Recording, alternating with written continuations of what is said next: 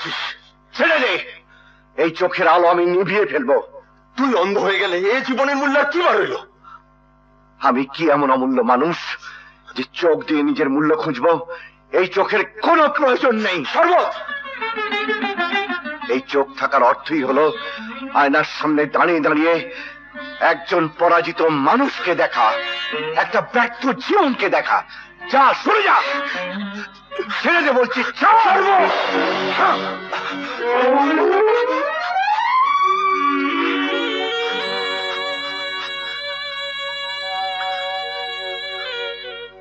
জানিস, আমার কাছে মদ খাওয়ার জন্যে, জুয়া খেলার জন্যে প্রচুর টাকা আছে, কিন্তু আমার স্ত্রীর জন্যে, সন্তানের জন্য কোনো টাকা নেই।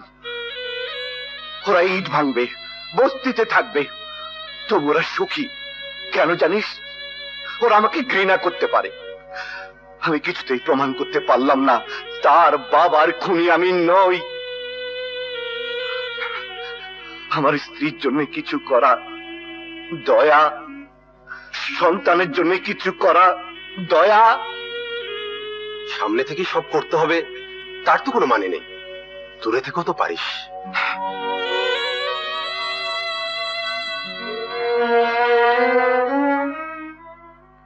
টাকা না হয় তুমি দুদিন পরে দিলে, কিন্তু বাবার নাম না বললে তো ছেলেকে আমি ভর্তি করতে পারি না। কেন? যে মা 10 মাস 10 দিন গর্ভে ধারণ করে শরীরের সমস্ত রক্ত তিলে তিলে নিঃশেষ করে দিয়ে তার সন্তানকে বড় করে তোলে, আপনাদের সামাজিক মর্যাদায় সেই মায়ের কোনো মূল্য নেই? কি করবো বলো, এটা তো পিতৃপ্রধান সোসাইটি, তাই I hate this society. যেদিন মাতৃপ্রধান পরিবারে দেশের ঘরে ঘরে তৈরি হবে, যেদিন পুরুষের পাশাপাশি মায়েদের ত্যাগকে স্বীকৃতি দেওয়া হবে, সেদিনের জন্য আমি যুদ্ধ করে যাব। শতকরা 80% নিরক্ষরের দলে আজ থেকে আমার সন্তানের নাম আমি লিখে দিলাম। কিছু বিত্তবান পুরুষের গৌরব প্রচার করার জন্য থাকুক আপনার স্কুল।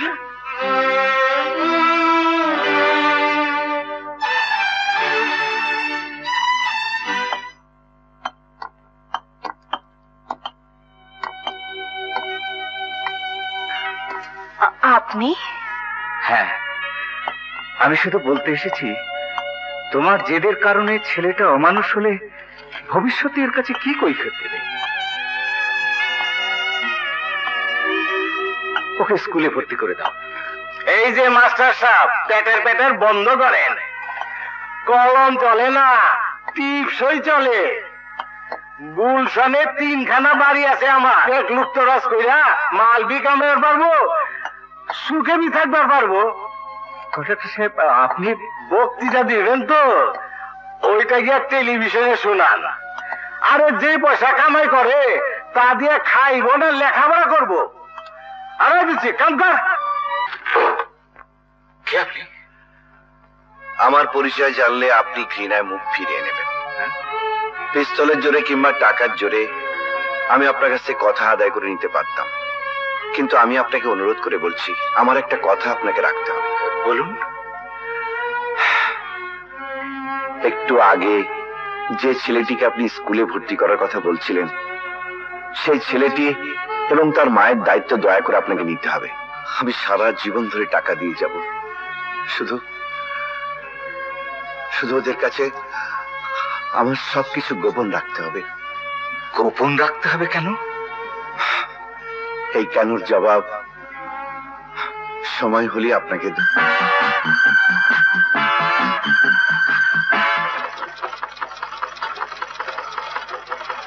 মা, এই যে মা, তোমার স্বপ্ন সফল হয়েছে মা। আমি পাস করেছি। পাস করেছিস? আল্লাহ আল্লাহ লাখ লাখ শুকুর। সর্বনাশ সর্বনাশ, তুই পাস করে ফেলেছিস। দাদু দাদু, আমার পাশের খবর শুনে তুমি বেহুশ হয়ে পড়লে কেন? সমস্যা, সমস্যা, দারুণ সমস্যা, বুঝলি দাদু ভাই? তুই পাস করে ফেলেছিস, এখন তোর জন্য চাকরি খুঁজতে হবে। চাকরি পেলে তোকে বিয়ে করাতে হবে। বিয়ে করালে পর তো ছেলে পেলে হবে। ছেলে পেলে হলে এই আসলি যে হ্যাঁ, আরে আমাদের সামনে পাঠশালা পরিকল্পনা নেই বলেই তো আমাদের দুর্দশা। তোর দাদুকে সালাম কর বাবা, উনি না থাকলে কিছুই হতো না। সেই ছেলেটি এবং তার মায়ের দায়িত্ব দয়া করে আপনাকে নিতে হবে। আমি সারা জীবন ধরে টাকা দিয়ে যাব, শুধু শুধু ওদের কাছে আমার সবকিছু গোপন রাখতে হবে। সব কর্তার ইচ্ছা, আমার তো শুধু নাড়া ছাড়া। তার মানে? আরে সব কথার কি মানে হয় নাকি? আমি তো দাদু ভাইয়ের সঙ্গে একটু যোগ করলাম। আমি মানত করেছিলাম তুই পাশ করলে মাজারে সিন্নি দেব, আমি সব তৈরি করে রেখেছি। হে নে বাবা, তুই মাজারটা একটু ঘুরে আয়। ঠিক আছে মা, বাবা বেঁচে থাকলে সেও আজ তোমার মতো কত খুশি হতো। এই দেখো বুড়ি চোখে আবার পানি। মা, জীবন দিয়ে হলেও তোমার এই চোখের পানি আমি ঝরতে দেব না, বাবার অভাবটা ঘুচিয়ে দেব।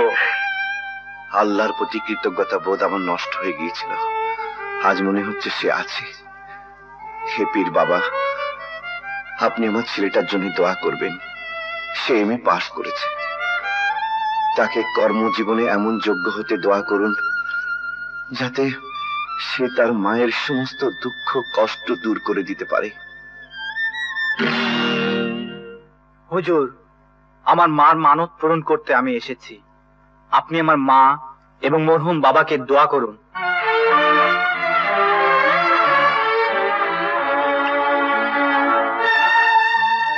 দুটো বিষয় বড়ি সাথে রাখি, একটি নিজের জন্য, একটি ইমুর জন্য। খুনিকে আমি ঘৃণা করি।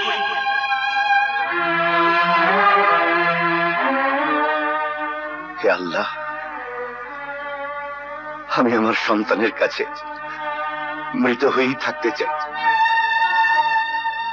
তবু তুমি তাদের আশা আকাঙ্ক্ষা অপূর্ণ রেখো না, অপূর্ণ রেখো না।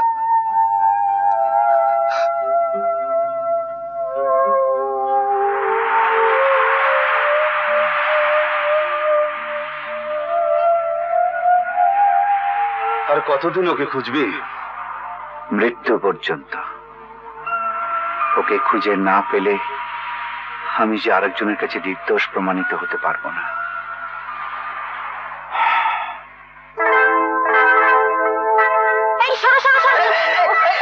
রাস্তার মাঝখানে কোত্থেকে চলে আসে, একটু ধরো। দেখুন মেম সাহেব, রাস্তাটা আপনার কিংবা আমার কারো বাবারই নয়, সুতরাং সাবধানে চলবেন। কি ঢাকা শহরের রাস্তায় আমাদের সাবধানে চলতে বলা হচ্ছে? আপনি জানেন না আমি কার মেয়ে, তাহলে ও কথা বলার সাহস পেতেন না।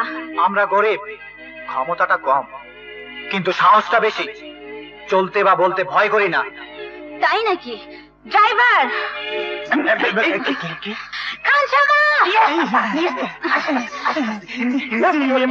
এই লোকটাকে ধরে ট্রেনে ফেলে দিয়া। ফেলে দিচ্ছি।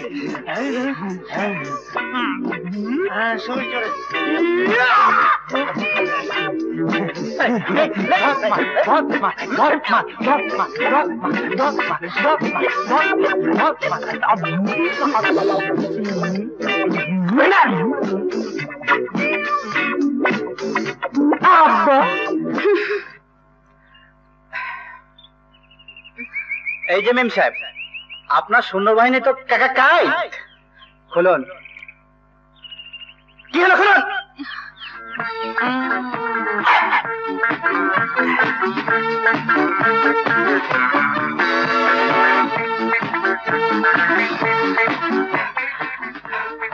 দেরি হয়ে গেছে, তাই চাকা দুটো নিয়ে গেলাম। নিশ্চয়ই ড্রাইভিং জানেন, চাকা দুটো দরকার থাকলে পেছনে পেছনে আসুন।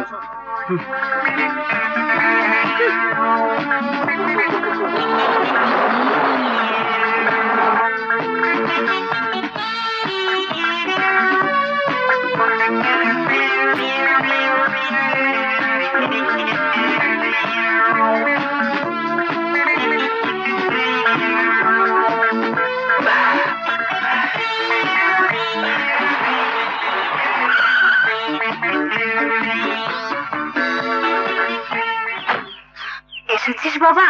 হ্যাঁ মা। এমন একজন বেয়াদব ছিলেন মা আপনি। কি হয়েছে? আমার স্কেটিং এর চাকা নিয়ে এসেছে। আমি মাজার থেকে ফিরছিলাম মা, আর এই মেম সাহেব এসে ধাক্কাতে ফেলে দিয়েছে। আহা, ও নিশ্চয়ই তোকে দেখেনি। বাইফোকাল চশমা, কাছে কিংবা দূরে দুটোই ভালো দেখতে পাবেন। কিছু মনে করো না মা, ও একটু পাগলাটে। তাহলে পাগলা গাড়ো দিয়ে পাঠিয়ে দিন।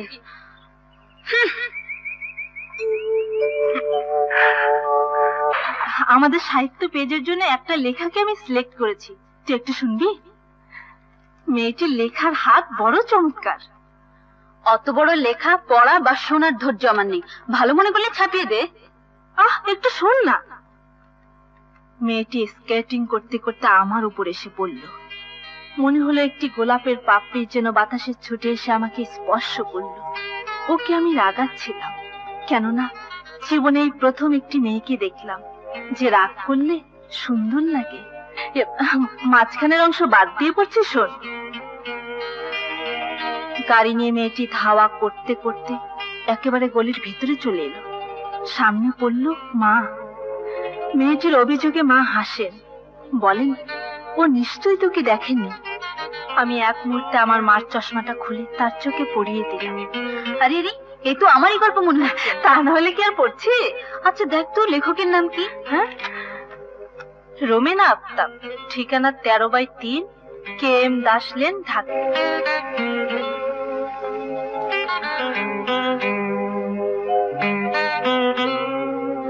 এটা কি 13/3 বাসা? হ্যাঁ, কাকে চাই মা? আমি এসেছিলাম রোমেনা আফতাবের সাথে কথা বলতে। রোমেনা আফতাব? এ নামে তো এখানে কেউ থাকে না। কে দাদু? রোমেনা আফতাবকে আপনার কিসের দরকার? আপনি? ইয়ে মানে দাদু, তোমাকে মা ডাকছেন। আমাকে তোর মা ডাকছে? কই, শুনলাম না তো। আহা, আমাকে বলে দিয়েছে তো, জলদি যাও। হ্যাঁ? মা তোমাকে ডাকছেন। ও ও আমাকে তোর মা ডাকছে। আমি তাহলে যাই। হ্যাঁ, বুঝেছি বুঝেছি, আমাকে ওর মা ডাকছে। চলুন, ওদিকে চলুন। হ্যাঁ, এবার বলুন কি ব্যাপার? তাহলে রোমেনা আফতাবের ছদ্মনামেই আপনি আমার পত্রিকায় গল্প পাঠিয়েছিলেন? না, মানে ভাবলাম মহিলা পত্রিকায় পুরুষের লেখা যদি না ছাপে তাহলে লেখার টাকাটা তো পাবো না। লেখার হাত আপনার ভালোই, ভয় নেই, ছাপা হবে এবং নির্ধারিত 250 টাকাও পাবেন। তা সাহিত্য চর্চায় কি কাজ নাকি অন্য কিছু করেন? করি। রোজ পত্রিকায় চাকরির বিজ্ঞপ্তিটা খুব মনোযোগ দিয়ে পড়তে হয়, কারণ এমএ পাশে একটা সার্টিফিকেট হাতে এসেছে। বিয়ে থা করেছেন? সংসারে অনেক দায়গ্রস্ত পিতা আছেন জানি, কিন্তু ঘর জামাইগ্রস্ত শ্বশুর আছেন বলে তো আমার জানা নেই। আমি আপনার বিয়ের একটা ঘটকালি করতে চাই। মেয়েটি বড় লোকের সন্তান, সুন্দরী কিন্তু একটু খেয়ালি, ঠিক আমার মতো। আমাকে যদি আপনার পছন্দ হয় তাহলে সেই মেয়েটিকে পছন্দ হয়ে যাবে।